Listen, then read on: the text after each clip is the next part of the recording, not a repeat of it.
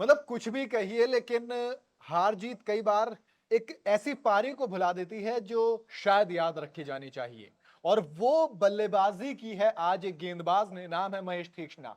गेंदबाज के तौर पर श्रीलंका लेके आई थी इन्हें, लेकिन जिस न्यूजीलैंड ने धागे खोल दिए थे वहां पर वन मैन वॉरियर, जी हाँ, द वन मैन शो हमें देखने को मिला। बाद भले से परेरा ने एक ताबड़तोड़ अर्धशतक लगाया, लेकिन कहते हैं आखिरी पारी जो टीम एक वक्त को लग रहा था शायद 100 भी नहीं बना पाएगी, वो 171 पहुंची, क्योंकि महेश तीक्ष्णा ने नाबाद 39 रन की पारी खेली। एक तरफ वो खूंटा गाड़ के खड़े हुए। बात फारूक मधुशंका की भी की जाए, क्योंकि उन्होंने भी पारी वैसे ही 48 गेंद 19 रन, लेकिन 91 गेंदों से शतक लगाने वाले थे। किस तरह से देखेंगे इस पारी को?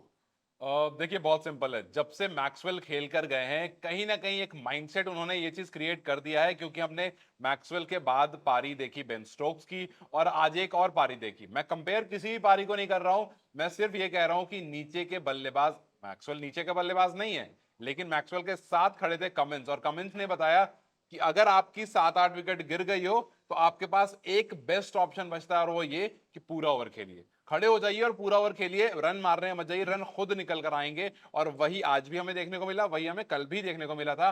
जो एक टाइम पर 100-150 पर स्ट्रगल कर रहे थे, वो मैं ये नहीं कहूंगा बहुत अच्छा स्कोर, बिकॉज ये स्कोर अच्छा नहीं है इस ग्राउंड पर, लेकिन फिर भी जहां पर थे उससे बेहतर स्कोर बहुत स्कोर ज्यादा बोर्ड बेहतर, पर दे दिया एटलीस्ट लगाकर। बॉलिंग कर पाएंगे बॉलर्स, और शायद उन्होंने अपने लिए ही बॉल की बैटिंग की आज तो। और इट वाज, मतलब वही है ना, जस्ट लुकिंग लाइक अ वाव। बस वो बल्लेबाजी आज महेश तीक्ष्णा ने की। सबसे ज्यादा 10वें विकेट के लिए गेंद खेली है उन्होंने, और सबसे ज्यादा एज अ पार्टनरशिप में भी गेंद खेल गए ये दोनों, मधुशंका और महेश तीक्ष्णा। और सबसे अच्छी बात इनकी पार्टनरशिप की ये रही कि दोनों ने रन बनाए। ऐसा नहीं कि खाली महेश तीक्ष्णा पे प्रेशर दे दिया हो। और कुल मिला के अब आगे बढ़ते हैं। न्यूजीलैंड के लिए ये न सिर्फ मस्ट विन मैच था, बल्कि ये वो मैच था जहां पर उसे एक अच्छे मार्जिन से जीतना था, ताकि वो पाकिस्तान को एक तो मोराल उसका डाउन कर दे, दूसरी बात मैच खेलने से पहले ही बाहर कर दे। और कुछ इसी तरह से न्यूजीलैंड ने गेंदबाजी भी की। टॉस जीतने के बाद जब फील्डिंग चुनी तो ऐसा लगा कि शायद एक बड़ा टोटल देखने को मिलेगा, क्योंकि श्रीलंका ने जो पहला मैच खेला था दिल्ली के अंदर, हार जरूर गए थे साउथ अफ्रीका से, मगर रन बना के गए थे वो। लेकिन उसमें जो रन बनाए थे वो मेंडिस ने बनाए थे। और मेंडिस पे जब से कप्तानी आई है, मेंडिस की फॉर्म चली गई है।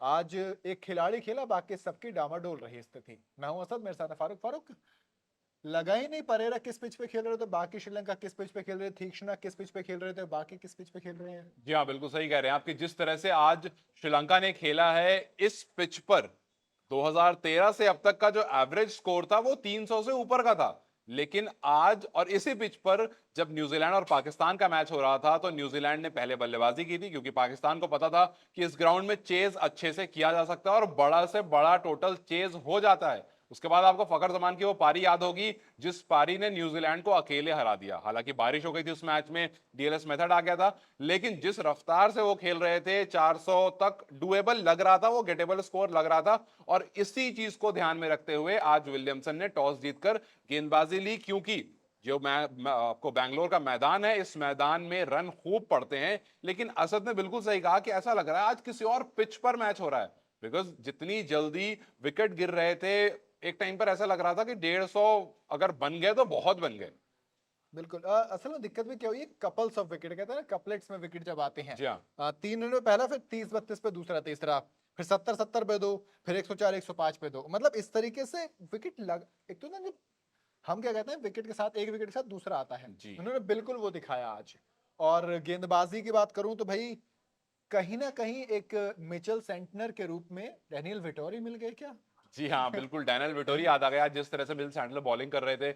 और आज के मैच पर हमारी निगाहें तो हैं, आज के मैच पर पाकिस्तान की निगाहें बहुत ज्यादा जमी हुई थी, क्योंकि जिस तरह से असद ने बताया कि पाकिस्तान आज के मैच के बाद कहीं ना कहीं मोराल जरूर, मतलब अभी फर्स्ट इनिंग की बात करेंगे, बट मोराल कहीं ना कहीं पाकिस्तान का डाउन जरूर हुआ है, क्योंकि पाकिस्तान को यह बात पता है कि अगर इस टोटल को जल्दी चेज कर लिया जाता है तो न्यूजीलैंड का एनआरआर बढ़ जाएगा, और अगर आपका नेट रन रेट बढ़ जाता है तो पाकिस्तान को बहुत बड़े मार्जिन से इंग्लैंड को हराना पड़ेगा, उसी इंग्लैंड को जो अभी जस्ट जीतकर जस्ट फॉर्म में आई है। वो भी तो 160 रन जी के हाँ, ऊपर। 160 रन।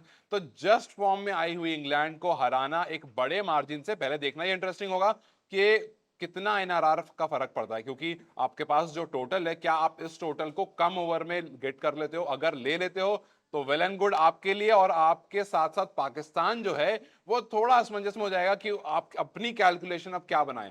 फिर फखर जमान पर बहुत डिपेंडेंट हो जाएगा पाकिस्तान।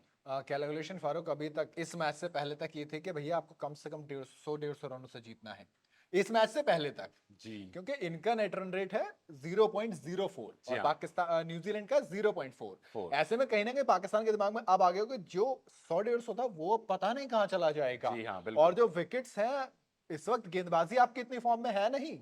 और मेरे ख्याल से फारूक न्यूजीलैंड के मैच जहन में ये भी चल रहा था भैया फिर बारिश आ गई तो क्या होगा, इसीलिए वो शायद उन्होंने कहा कि ठीक है देखा जाएगा, अभी आप पहले गेंदबाजी कीजिए, बल्लेबाजी शुरू से ही मारते हुए चलेंगे और जी एक हाँ, वही नेट रन करना रेट पड़ेगा। को डीएलएस को दिमाग में रख के चलेंगे। बिल्कुल लेकिन वही मुझे करना। लगता है नेट उसके लिए डीएलएस को दिमाग में रखने की जरूरत है। देखिए ये कह सकते हैं कि डीलक्स को दिमाग में रखने की जरूरत नहीं है, लेकिन ये बैंगलोर में लगातार बारिश हो रही है। जब से फकर ने आपको 11 छक्के बरसाए हैं उसके बाद बारिश लगातार हो रही है, और ये बारिश उस दिन न्यूजीलैंड के आड़े आ गई थी, अगर आज भी न्यूजीलैंड के आड़े आ गई तो फिर पाकिस्तान के लिए अच्छा हो जाएगा। और न्यूजीलैंड खैर किस्मत की रोएगी, क्योंकि आपको अब यहां से किस मतलब ऑब्वियसली श्रीलंका के पास गेंदबाज अच्छे हैं, इस टोटल को डिफेंड कर सकते हैं, कोई भी टीम कर सकती है, लेकिन न्यूजीलैंड आज यहां पर खड़ी है सेमीफाइनल में जाने के लिए, तो जोर ये पूरा लगाएंगे। अब देखना है कि ये जोर कितना जोर का लगता है और कितनी जल्दी इस टोटल को गेट कर लिया जाता है। खैर वो था कि देखना है जोर कितना बाजुए कातिल में है, बिल्कुल। सामने वाले में देखा जाए। खैर Mitchell Santner 10 over 2 maiden 22 run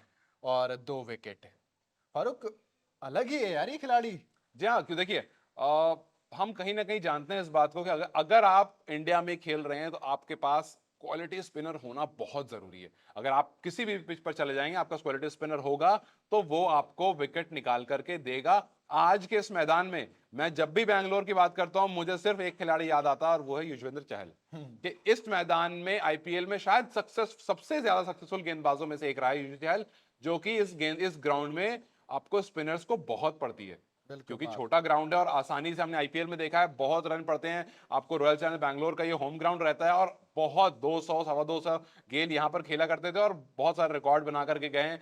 तो ये जो मैदान है ये मैदान भी छोटा है, यहाँ बैटिंग फ्रेंडली मैदान है और दोनों ही इनिंग में बैटिंग को बहुत फेवर करता है। तो इस वजह से श्रीलंका ने भी पेस पकड़ा था लेकिन वो विकेट नहीं रोक पाए, साइड बाय साइड विकेट गिर रही थी और ये श्रीलंका की परेशानी रही है। इंडिया के खिलाफ भी हमने देखा, और अब जो ये पूरी की पूरी टीम सैकडाउन हुई है, मैनेजमेंट की बात कर रहा हूं, वो जो पूरी की पूरी टीम सैकडाउन हुई है वहां पर दोबारा से रणतुंगा आएंगे, इनके जाने के बाद बातचीत होगी कि जी किस तरह से नई अप्रोच लाई जाए जिसके बाद आपको चेंजेस देखने को मिलेंगे टीम में। वर्ल्ड कप विनिंग कैप्टन है, उम्मीद है कुछ ना कुछ तो अलग करेंगे। और शायद सिर्फ वर्ल्ड कप विनिंग कैप्टन, मैं तो रणतुंगो का बोल्ड कैप्टन मानता हूं। जब मुथैया मुरलीधरन वाला सीन हुआ था तब वही जाके भिड़े थे हर किसी से। तो जा। कहीं ना कहीं मेरे ख्याल से अब श्रीलंकन क्रिकेट में एक बार फिर से बोल्ड अप्रोच देखी जाएगी। मिचेल सेंटनर की बात कर रहे थे, एक रिकॉर्ड बता देता हूं कि 11 से 40 ओवर यानी कि मिडिल ओवर्स में सबसे ज्यादा विकेट एडम जैम्पा ने लिए हैं इस वर्ल्ड कप में, 16 विकेट, और मिचेल सेंटनर ने 13 ले लिए हैं। तो इसके अलावा Trent Boult 10 over 3 maiden 37 run 3 wicket, बड़े विकेट। वापस से ट्रेंट बोल्ट आए। और एक साल ये बंदा क्रिकेट नहीं खेला था, अचानक से वर्ल्ड कप से एक पहले वाली सीरीज एक होती है उसमें आता है, वहां से रिदम पकड़ता है, वर्ल्ड कप में आके फिर भैया 13 विकेट ले जाता है। जी हाँ।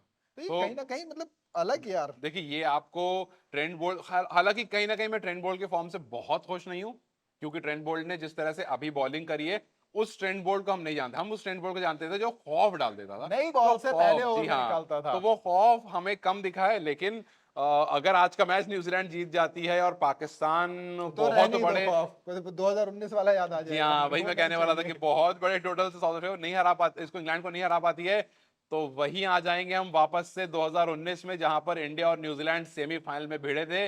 और वो ट्रेंट रनआउट बोल्ट, जो भूलते नहीं भूलता है, मार्टिन वो गप्टिल, रनआउट हमारे आंखों के सामने अभी भी है। मार्टिन गप्टिल का थ्रो, धोनी अंपायर का और अंपायर का वो शेट। रिएक्शन, जी हाँ, तो वो रिएक्शन और वो सब कुछ नहीं भूल पाते हैं हम। तो एक बार फिर से ऐसा हो सकता है कि इंडिया और न्यूजीलैंड आपको आमने सामने दिखे, और इस बार बदले की बारी है, क्योंकि हमने उनको हरा तो दिया है एक बार, लेकिन वो बदला नहीं हुआ है। बदला होगा जब हम सेमीफाइनल में दोबारा से हराएंगे, हम बड़े अच्छे से हक करके आपको भेजेंगे, लेकिन इस बार बारी हमारी है और इस बार मुझे उम्मीद है कि इंडियन टीम जो है वो जोर का फटकार लगाएगी।